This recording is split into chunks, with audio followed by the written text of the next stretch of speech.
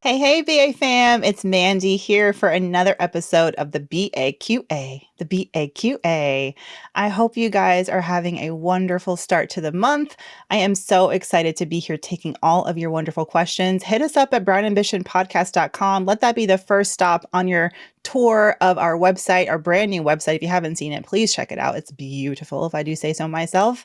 And while you're there, ask us anything. You can email us at Brown Ambition Podcast through the website. You can find out how to find us on Instagram through the website. So brownambitionpodcast.com. I cannot wait to get your questions.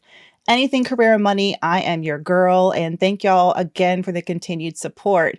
Y'all know I am coming up on a year of Mandi Money. I can't believe it.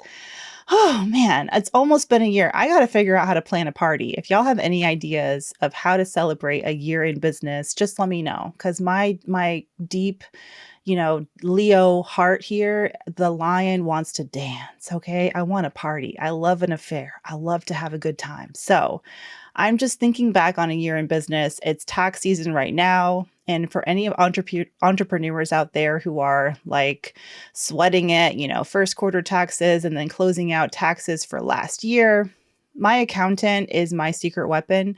And I'm not even going to sit here and pretend like I know a bunch of stuff and can give lots of advice on how to, manage your taxes this time of year. But my biggest piece of advice is to don't stick your head in the sand. Actually, go ahead and hire someone. It is worth the money, not only to find an accountant, but also to find a bookkeeper. Even in the first quarter of this year, I didn't think I did anything that funky. But when I tell you my bookkeeper had about 12, 13 different questions for me to answer and line items and my expenses and my income to figure out, oh my goodness. So I'm so glad I'm getting on top of that. Where did I find my bookkeeper and my accountant? I asked a friend. I asked a fellow business owner, where do you do your taxes? And I asked someone local so that I could find someone local. And fortunately, I interviewed them both, and they're a husband and wife duo, and they are fabulous. So if you're someone who's whether you've just launched a business or you've been in business for a couple of years, I'm talking to you newbie entrepreneurs like myself, go ahead and outsource that and get some help. It makes me feel so much more at ease, and it makes me not fear that I'm going to have a nasty letter from the IRS hitting my mailbox any day now, telling me that I owe them $11 million. Okay. So happy tax season to all of y'all. Also, my goodness, it's been almost a year in business. And y'all know when I started Mandi Money, I created my own website myself. Squarespace is a sponsor of the podcast, but even before they became a sponsor, I was a fan. I used Squarespace to create my mandymoney.com website. And I have to let y'all know there is a whole new mandymoney.com for y'all to check out. You can check it out, mandymoney.com. It's Mandi with an I. I partnered with the same badass web designer who did the new Brown Ambition podcast.com. Her name is Shirley Ansley. She is amazing. Black woman, mama, partner in crime for me now for all my website needs. Check out, I'll put a link to her website in our show notes. And I told Shirley I was going to do it. And I was like, you're probably not prepared for lots and lots of people to want to work with you. I think she's already sold out and booked for the next few months, but she deserves all of her success. She's great at what she does. And as a fellow mom and entrepreneur, I got to support my girl Shirley. So I will put a link to her website. She is phenomenal. And I'm so happy with the new look at mandymoney.com. All right. Well, with that being said, let me get on into the inbox and see what kind of questions y'all have today.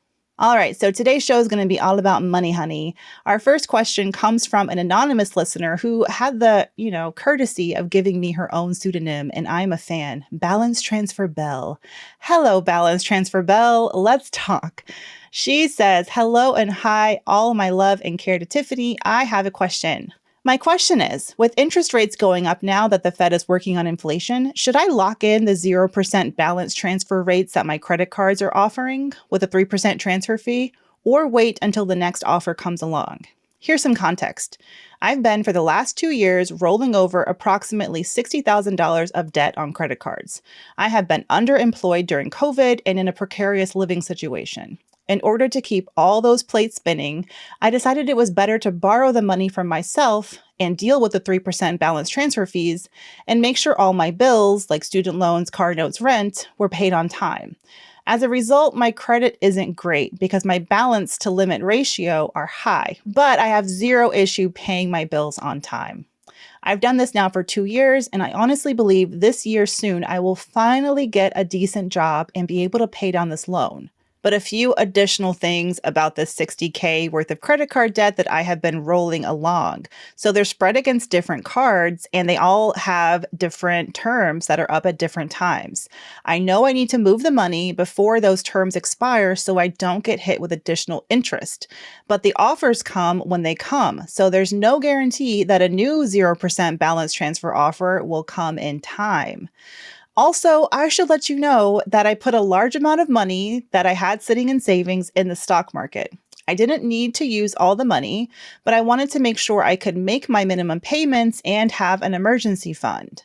I want to leave that money in the market in order to not take a loss.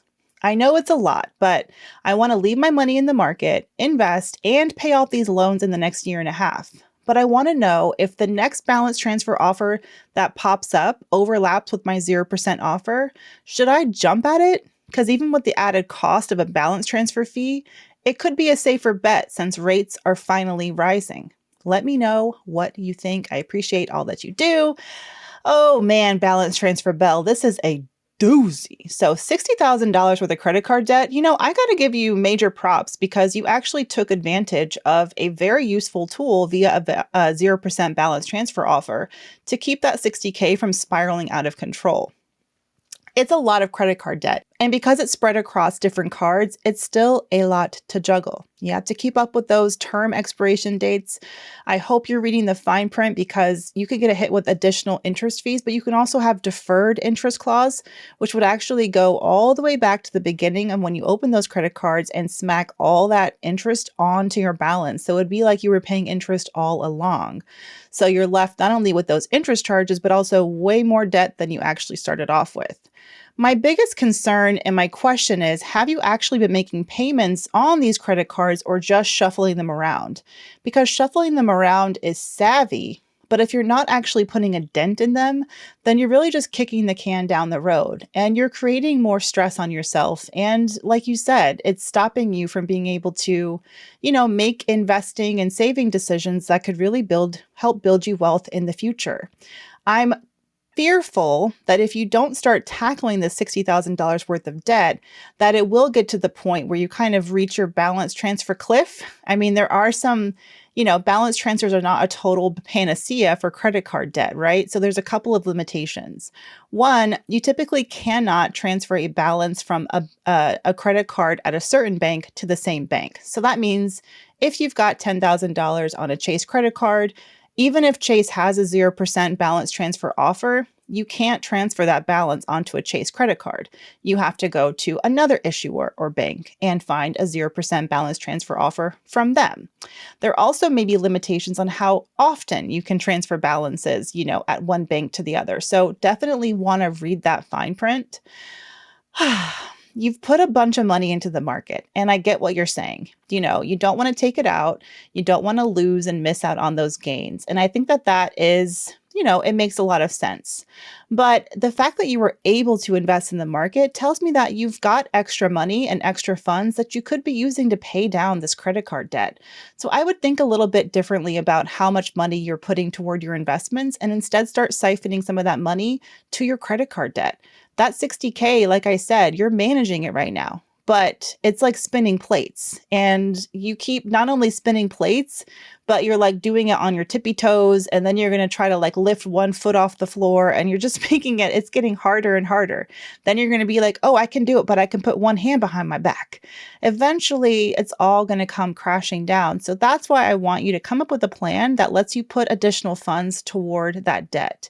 Now, I know that this is brown ambition and we talk about the importance of investing and wealth building, sure, but I don't want you to lose sight of that credit card debt because honestly, paying down debt can also be a form of investing, especially if that debt is going to be costing you or has the potential to be costing you down the line. So maybe what you could be doing while you're enjoying the remaining terms of your 0% balance transfer options that you've got is to start creating a bit of a cash nest egg that you can use to start paying down those credit cards sooner rather than later. And maybe whatever you've put into the stock market so far, you kind of let that sit and you say, cool, I put this windfall into the stock market. I'm going to let that rock and I'm not going to touch it. That's fine. But you've got to throw everything you've got left at these credit cards. Now, you talk about 0% balance transfers also not always coming around every day of the week. While it's true, especially if banks know, and they always have a way of knowing, don't they? If you're someone who's likely to take advantage of balance transfer offers, I imagine you get a lot of those offers in your email or in your old snail mail through the mailbox. That being said, you don't always have to wait for an offer to come across your inbox in order to take advantage. You can actually use sites like NerdWallet, Magnify Money, just do a quick Google search to see what banks out there are offering 0% balance transfer cards right now. And you can take advantage of those, if you qualify. I'm actually really impressed that you say you've managed to maintain such a high credit score, even though you're maintaining pretty high balances. And that's probably due to the fact that, like you said, you haven't been missing payments because you've been savvy enough to take all those spinning plates and move them around strategically to different various 0% balance transfer options. That's super savvy. But how long can you keep that up? Sure, if you see a 0% balance transfer offer and it's going to give you and buy you more time, and it's a smart way to, offload some of that debt and save you on interest, even though you are, like you said, paying a balance transfer fee, okay, fine. But what are you really going to be doing in the long term? Like, what's the long-term strategy? I am so excited, and I'm hopeful too that you'll find a job that's going to increase your income to help you pay down that debt. I really hope that happens. But if it doesn't, or let's say you even do get that job, but you're not able to put as much as you want toward your debt, what other sources of income can you be bringing in? Are there any ways that you can be freelancing or bringing in additional income to help tackle that debt? And if a balance transfer doesn't sound like something that you can keep up for much longer, you could consider taking out a debt consolidation loan at a credit union or an online lender. Yes, it's not the juicy 0% interest offer that you may get from credit cards, but it gives you more peace of mind because it's a fixed interest rate loan, meaning it's not going to go up.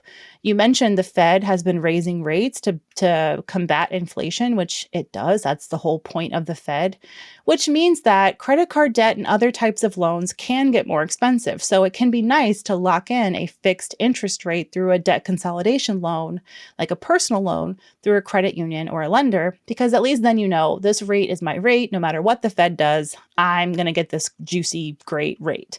And because you've got decent credit, your chances of getting one of the lower rates is fairly high. I mean, obviously, I don't know all of your information, but let's just assume it is. So look into that. Fixed rate, fixed term personal loan. And by fixed term, I mean they're going to give you a loan and say you're going to owe this. This is your monthly payment for the next 5 to 7 years or whatever the term of your loan is.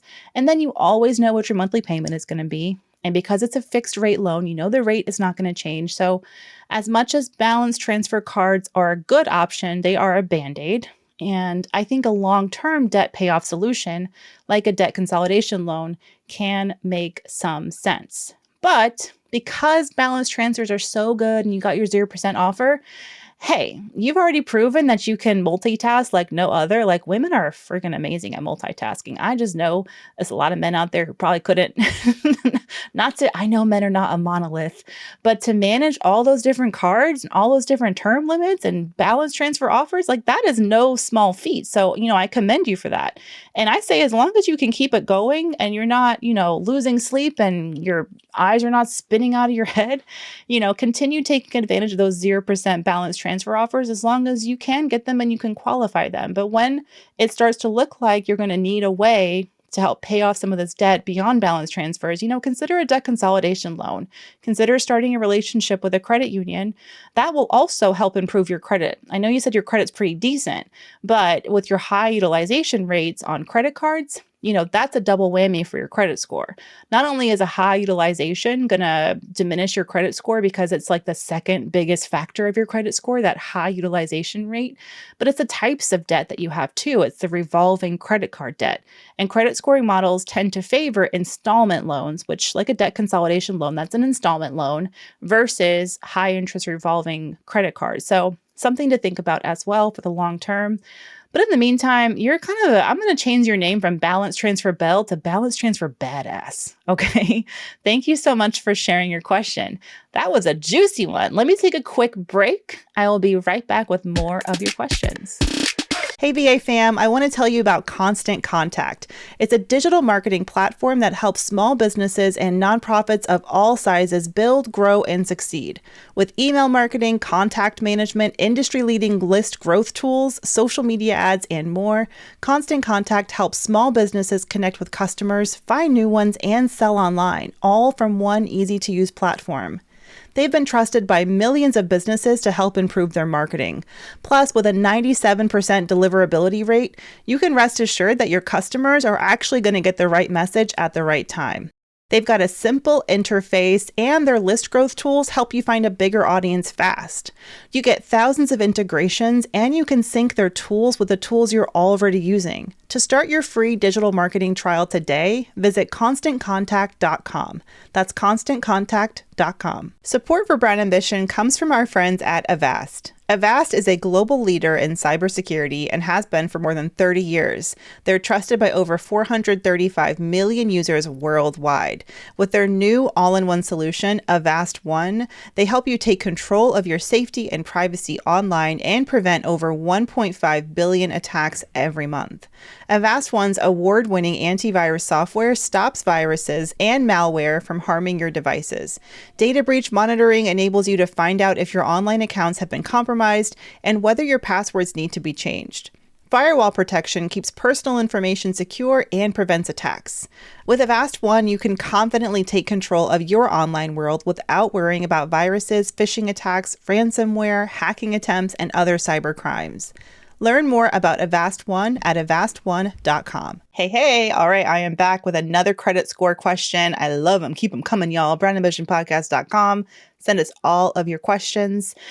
Another listener who'd like to remain anonymous. I'm going to call her, we had Balance Transfer Bell / Balance Transfer Badass. So I'm going to call her Credit Queen. Credit Queen, hello. Thank you for your question. Credit Queen says, I am paying down my debt and I've paid down $20,000 with high interest credit card debt. Woohoo! That is amazing. I'm about to tackle the highest balance I have yet.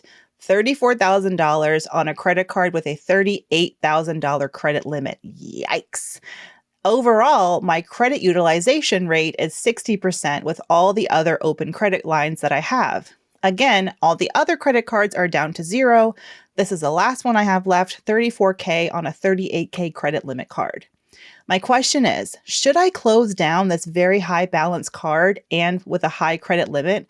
I've already cut up the card. I'm working on my money habits and my plan so that I'm no longer putting expenses on credit. But would closing the card affect my credit or make it better since my credit utilization will technically be better? I'm paying off this card. I've never been late on the payments. Also, I think I want to look into taking a personal loan to pay it off with a better interest rate and then close the card. Thanks for your help. Ooh, this is a perfect combo question to go along with our question in the first half of the show. First and foremost, congratulations. Paying down $20,000 of high interest credit card debt is no small feat. So I am giving you all the snaps, my friend. All right, credit queen. So you got $34K and a $38K credit card. The fact that you know enough to understand how to calculate your credit utilization rate tells me I am not dealing with a newbie here. You actually know something about how credit scores are determined and how powerful they can be. So absolutely, having such a high balance on this credit card could really be hurting your credit score. I mean, you have almost 100% balance used on one credit card, but you have saved yourself from having terrible credit, it looks like, by having additional lines of credit. So the benefit, what we're seeing here from this, your own example, is the benefit of keeping credit cards open. Because if you had closed down those other credit cards as you paid them off, then you'd be left with like a 99% utilization rate right now, and your credit score would totally tank, because that is the second most important scoring factor apart from making on-time payments, which is great to hear that you've been doing that as well. But utilization rate is the second biggest reason or second biggest factor in determining your credit score. Now, because of those other lines of credit, like you said, that 34K is actually only 60% of your total credit limit across all your credit cards, which is really savvy to understand. That's because credit scoring models, when they determine your utilization rate, they're not just looking at the utilization rate per individual card, but they're adding up the total available limit across all your credit cards and then adding up the total balance across all your cards. And that's how they're getting to your utilization rate, okay? So you've already proven by your own example the power and the positive side of keeping credit cards open. What will happen if you were to pay off this 34K and then cut up that and get rid of and close that $38,000 line of credit is that it could make it more difficult for you to maintain a low utilization rate in the future, right? So you won't have that quote unquote, it's hard to call a big fat credit limit a safety net because really it's almost like, I don't know. It's like putting for me as a person who struggles with like eating and eating, binge eating sometimes, like it's like putting a big bag of potato chips next to me after a long day of work and kind of expecting me to not devour the entire thing in 5 minutes, right? So it's a tempting line of credit. It's like, oh, use me. I'm here. You can't afford it. Oh, just put it on this $38,000 credit limit. It's $38,000. What's a couple $1,000s? So it's tempting you. But what's crucial to me that you've said in your question is that you're actually working on your money mindset and building smarter habits so that you won't put things on credit. If you trust yourself, and only you can answer this, okay, credit queen? Only you can decide if you trust yourself enough to keep that credit line open because you know it'll help you with your utilization rate and you know that, you'd like to have a longer credit history because the length and age of your credit is also a small but powerful factor in your overall credit score. And you know that, and you're like, I'm going to keep this open because it's actually benefiting me to have it open. However, you know yourself very well. You know how you racked up all this credit debt in the first place. I know you say you're, putting some new mindsets in place and trying to, get your spending under control and all of that. But at the first sign that you feel tempted to start using that line, you may want to go against what logic and reason says and actually close the card. I have let myself credit cards close if I felt like I was going to be tempted to use them. And if I felt like I had enough of a credit limit across other cards, it was going to decrease my overall credit limit, but I still had other cards that I could lean on. And I wasn't going to be, messing myself up too terribly badly. So sometimes it's okay to let your credit cards close. I'm just going to go out there and say it because conventional wisdom and logic and reasoning, this is why they call it personal finance. Sure, there's the right or quote unquote, the right thing to do and the logical thing to do. But you also have to know your personality and your approach to money and what your triggers and your weaknesses are. This is the reason why I don't keep big bags of chips in my house. You know why? Because I know myself. And all it takes is one bad day at work or one argument with my partner, and it's just like a bag of chips is going to solve my problems. And I'm going to feel like a sack of crap after. You know what I mean? So I know myself, right? I think you should get to know yourself too. Now, it could be a case where you paid on the credit card and let's be clear, you haven't paid it off yet, so let's not get too ahead of ourselves, like just focus on paying it down. But when you get to the point where you've paid it down, then you can kind of see yourself and be real with yourself and say, do I need this credit line? Are my other credit cards sufficient? Okay, let me close it down. So what you can expect if you were to close it down is, would you take a hit to your credit? Potentially. A couple of reasons why. We just talked about them, right? You are immediately decreasing your total available limit. Now, the beauty of your situation is that those other credit cards you have, they have a zero balance. So even if you're going to close this card, your utilization rate should still be zero, right? So you're not actually hurting yourself. Where you might get dinged and where you probably will get dinged is your average age of credit if that credit card is one of your older accounts. So you can do a quick, actually Credit Karma has a cool tool for this. You can actually do a credit what's it called? Credit score simulator. And you can actually see if you load your credit accounts into there, you can see, well, what if I close this one? What if I get a credit limit decrease or increase?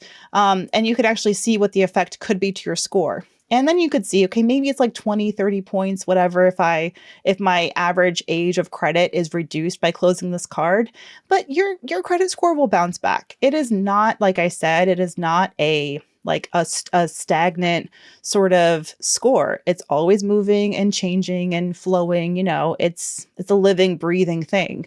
And as Tiffany always says, it's basically your GPA. If you look back at all your credit history and your, history, personal finance and loans and all that, it's a record, from your whole credit life. So as long as on the whole, you've been relatively on time, relatively, good behavior, then your credit score should always come back. It should bounce back. So in your case, it may make sense for you to close that card and just be done with it and just put it in the past behind you. Even if you take a temporary hit to your credit score, you have to do what works best for you. But honestly, this is like you're in the beautiful position, I think, of kind of obsessing over tiny details, but focus on paying that credit card balance down, because that's still 34K. You paid down 20K, and that is amazing. You are a credit goddess, right? And you are a pay down queen. But let's focus on getting that 34K paid down ASAP, ASAP, ASAP. So I wish you the best of luck. Thank you so much for sending your question to Brown Ambition. I wish you nothing but the best. Please follow up. Let me know how the credit card pay down is going. Let me know how you paid off that first 20K, because I love to support y'all and love to share all your different strategies. But congrats again. I think you're in a pretty good position to even be thinking about, after I paid on the 34K, what am I going to do? So keep going. All right. This was such a fun episode. Thank y'all for the questions. Again, hit us up at brownambitionpodcast.com. Send us your questions through IG. We are at Brown Ambition Podcast. And I am Mandi Woodruff Santos. I'm at Mandi Muddy on Instagram. And I cannot wait to hear from you guys. See y'all next week.